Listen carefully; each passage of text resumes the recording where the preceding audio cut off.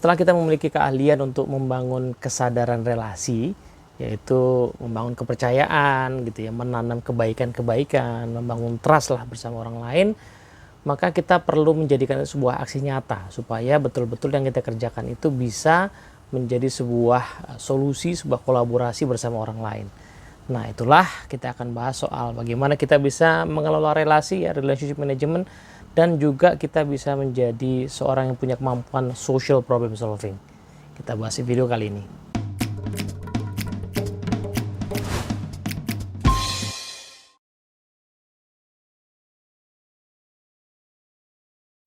Oke, assalamualaikum warahmatullahi wabarakatuh. Halo teman-teman semua.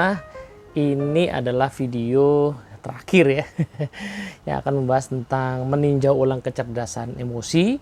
Kita sudah bahas beberapa kali dan sampailah kita pada tahapan bagaimana kita bisa mengelola sebuah relasi setelah kita membangun trust gitu ya, yang akhirnya bisa melahirkan sebuah solusi ya. Jadi hubungan itu tidak hanya sekedar hubungan pekerjaan itu tidak hanya hubungan formal, tapi juga hubungan yang melahirkan ide-ide, ya, hubungan yang melahirkan solusi atau permasalahan. Nah, kenapa begitu? Ya, balik ke bahasan awal, kita pengen menjadi orang yang betul-betul sadar dan bisa berkontribusi di organisasi, di hubungan kita. Saya itu realnya bisa apa, gitu kan? Saya itu bisa berkontribusi seperti apa.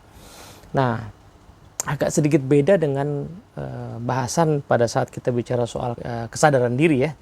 Itu kita melihat posisi kita di mana di organisasi itu dari sudut pandang kita, kontribusi kita kepada organisasi, kepada masyarakat, kepada komunitas ya, kepada tatanan sosial tempat kita berada, itu kita lihat dari sudut pandang kita. Saya punyanya apa, nah gitu ya, saya bisanya apa, posisi saya kira-kira di mana. Nah, tapi pertanyaannya, apakah betul yang kita kira-kira itu pasti pas dengan orang, ya kan? Jadi kalau kita lihat mungkin perumpamaannya agak besar sedikit ya, bagaimana perusahaan yang produknya bagus belum tentu laku, ya kan? Bahkan bisa sampai tutup ya, padahal produknya bagus, mereka nggak henti untuk melakukan perbaikan gitu. Nah, kenapa? Ya karena marketnya lagi nggak butuh, mungkin seperti itu. Dan ada banyak orang yang mengalami, mungkin ini cerita yang rada menyedihkan sih, tetapi ada banyak orang yang kompeten, cuman karena industri ya tidak lagi membutuhkan mereka, organisasi nggak lagi butuh mereka, ya pelan-pelan pekerjaan mereka hilang gitu ya. Bukan karena mereka tidak kompeten, tetapi karena memang kebutuhan organisasinya lagi nggak ada dan mereka nggak punya kemampuan lain, mungkin seperti itu, atau belum punya kemampuan lain. Nah, itulah sebabnya maka ada satu konsep yang sangat menarik untuk kita dalami ya pada saat kita bicara manajemen relasi, yaitu bagaimana kita betul-betul paham apa sih fungsi kita yang bisa kita deliver kepada orang lain atau organisasi. Nah, ini konsep ini populer sebenarnya disebut sebagai konsep jobs to be done. Nah, jobs to be done ini penjelasan lebih lanjutnya seperti ini. Ada sebuah kutipan yang sangat menarik dari orang yang namanya Jon Stewart ya. Ini salah satu senior banget konsultan di Frank Covey ya pada masanya. Nah, beliau ini mengatakan bahwa you and your organization don't have the right to exist. Nah, jadi hukum dasarnya dari kita dan organisasi kita itu tidak punya hak untuk eksis, tidak punya hak untuk ada, ya. Kecuali kita mengidentifikasi kontribusi kita ya, bagi kehidupan, bagi organisasi. Nah, mari kita lihat lah ya, kayaknya ya pada masanya dulu, ya, yang namanya kuda sebagai alat transportasi itu ya tidak bisa dipungkiri orang pasti pakai kuda ya, dan kemudian berkembang menjadi kereta kuda ya. Nah, tetapi di masa sekarang kayaknya kalaupun orang punya kuda ya tidak untuk alat transportasi. Orang yang punya uang untuk membeli kendaraan alat transportasi nggak akan beli kuda ya, belinya mobil, motor gitu ya. Nah, kuda untuk ya rekreasi lah begitu ya. Nah, artinya bukan berarti si kuda ini tidak punya kualitas yang baik ya. Untuk ukuran kuda dan kereta kuda itu masih banyak yang kualitasnya sangat bagus ya. Tetapi kebutuhan yang ada sekarang yaitu namanya jobs to be done ya. Pekerjaan-pekerjaan yang perlu diselesaikan oleh kuda sekarang ternyata bisa diselesaikan oleh mobil, diselesaikan oleh motor dengan sebuah penyelesaian yang baik dan jauh lebih efisien gitu, jauh lebih cocok dengan kondisi sekarang. Ya, kalaupun ada orang yang kekeh pengen punya kuda, kemudian dia pakai ya pulang pergi kantor tuh repot juga, parkirnya repot ya kan, mungkin diomelin juga di kantor, "Lu ngapain bawa kuda?" gitu. Ya repot kan gitu. Nah, situasinya tidak lagi cocok sehingga kuda tidak bisa lagi menjalankan jobs to be done dia sebagai alat transportasi di era sekarang. Pada masanya it's okay. Pada masanya oke. Nah, suatu saat nanti mungkin mobil dan motor juga akan digantikan ya ketika memang sudah ada jobs to be done lain yang bisa diselesaikan oleh moda transportasi yang lain gitu ya. Ya contoh sederhana di masa Covid ini ya, masa pandemi ketika organisasi didorong untuk bekerja dari rumah ya sebagian besar, memang nggak semua orang bisa begitu, nggak semua pekerja bisa begitu, tapi sebagian besar bisa bekerja dari rumah, maka fungsi kendaraan pribadi jadi tidak terlalu terasa manfaatnya gitu kan. Di jobs to be done-nya ya nggak seperti kemarin ya, misalnya kita punya mobil karena pengen kenyamanan dalam berkendara, jadi orang yang mampu daripada naik kereta atau kendaraan umum ya mereka beli mobil itu. Tapi zaman sekarang ya karena lagi nggak butuh itu ya mungkin agak berkurang kebutuhannya gitu. Nah, jobs to be done ini konsep yang sebenarnya sangat obvious ya, kita bisa paham dengan mudah lah seperti contoh-contoh tadi. Tetapi menariknya kadang-kadang kita tidak alamiah untuk mengidentifikasi jobs to be done. Karena apa? Karena kita cenderung bekerja based on job desk. Nah, jadi organisasi modern kebanyakan sudah punya yang namanya job description.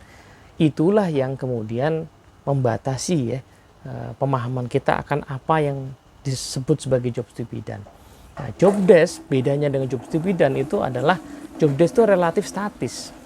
Kalau dibuat kan biasanya udah jadi dokumen ya, bahkan sampai perlu approval beberapa lapis ya sampai jadi sebuah job desk. Itu saya pernah ngalamin ngurusin itu. Nah, padahal di momen kondisi seperti sekarang, pada saat job desk di approve, seringkali job to be done-nya udah berkembang lagi gitu. Ya paling sederhana misalnya kayak kondisi pandemi sekarang lah ya, bisa jadi ada organisasi yang di 2019 ya, setahun tuh ya bikin project job desk ya. Karena dia belum punya barangkali kan. Nah, bikinlah project job desk ya, anggaplah di Desember approve gitu ya, tiba-tiba di bulan Maret 2020 mungkin job desk itu sebagian udah ada yang nggak relevan, poin-poinnya harus disesuaikan. Nah, sehingga kalau orang kekeh sama job desk ya, mungkin dia nggak akan bisa melayani dengan baik, berkontribusi dengan baik, dan itulah yang membuat dia pelan-pelan akan kehilangan ya eksistensinya di organisasi. Nah, itu tadi contoh yang rada besar mungkin. Nah, contoh yang kecil-kecil seperti apa sih?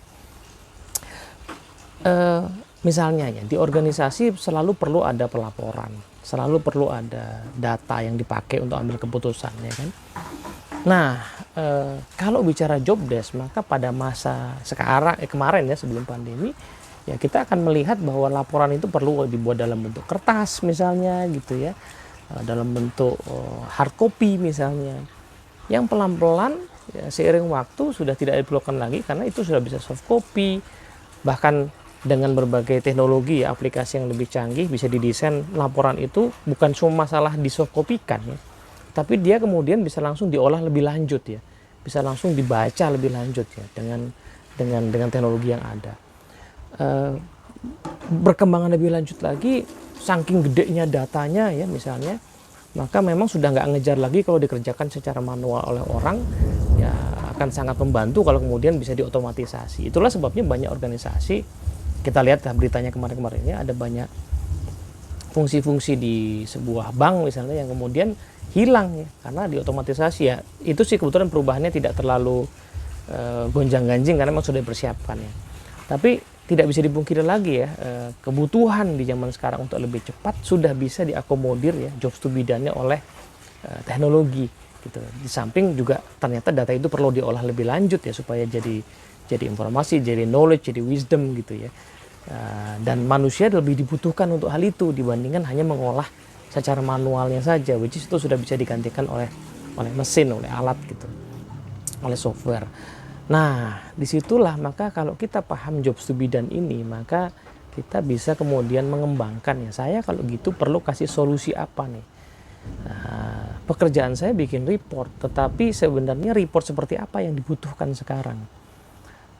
Pekerjaan saya bikin analisa, tapi analisa seperti apa yang dibutuhkan sekarang? Ya, pekerjaan saya misalnya bikin desain, tapi desain seperti apa yang dibutuhkan sekarang. Akankah market saya berubah misalnya? Teman-teman kita di e-commerce misalnya ada yang menangani ya tahun lalu itu ya masih menangani produk haji dan umroh misalnya gitu ya. Wah, karena memang sebelum pandemi itu satu proyek besar ya, satu bisnis yang luar biasa. Nah, tiba-tiba karena pandemi nggak bisa sama sekali, mereka kehilangan pekerjaan dong ya.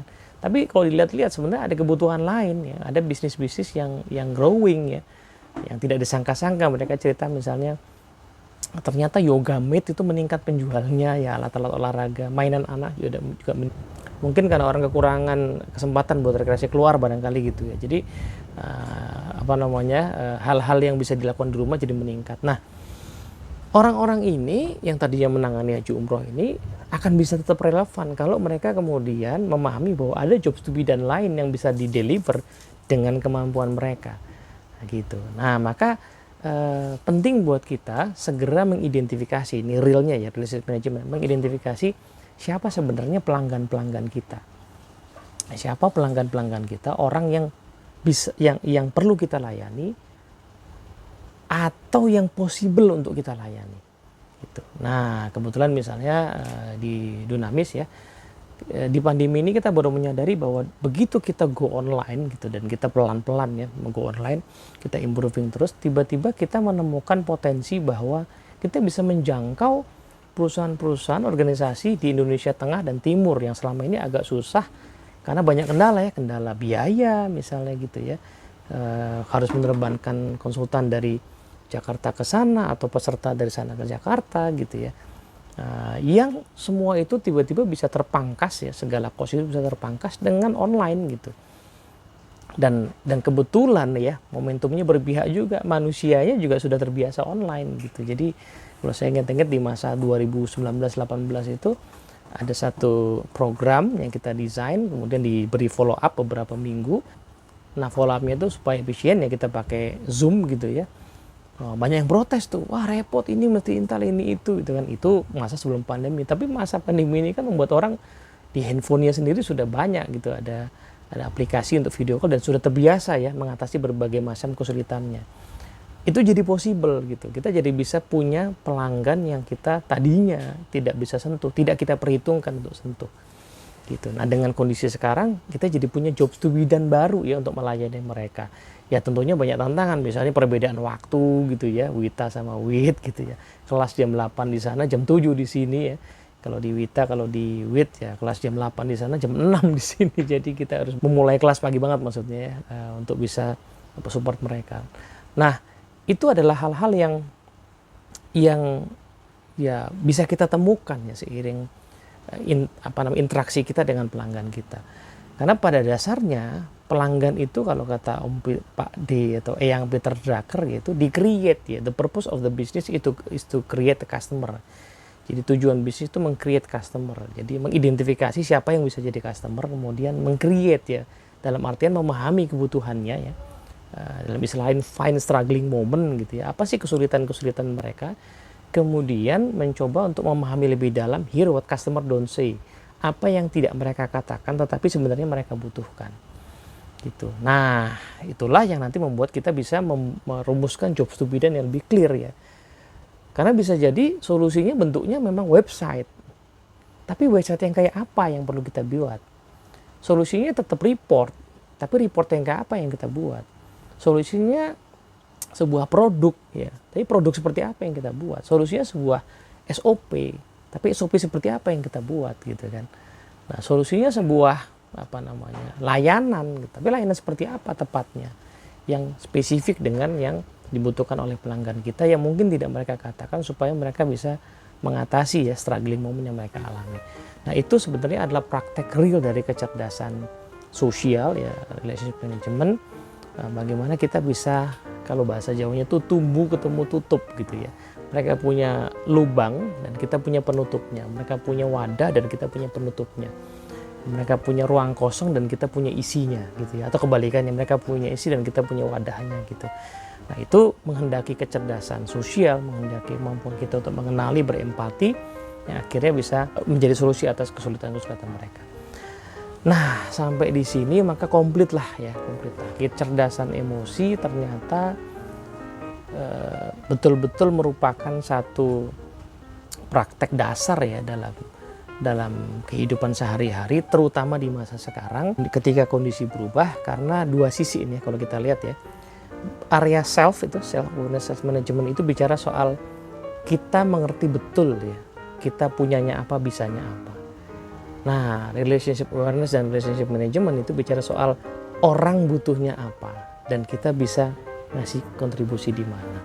Nah, menguasai ya kedua area ini secara optimal ya, melatihnya secara terus-menerus akan memungkinkan kita terus-menerus relevan. Jadi kita akan terus-terus bisa melayani pelanggan kita dan kita terus-terusan bisa punya kontribusi dan punya pekerjaan lah, gampangannya seperti itu. Moga-moga manfaat. Assalamualaikum warahmatullahi wabarakatuh.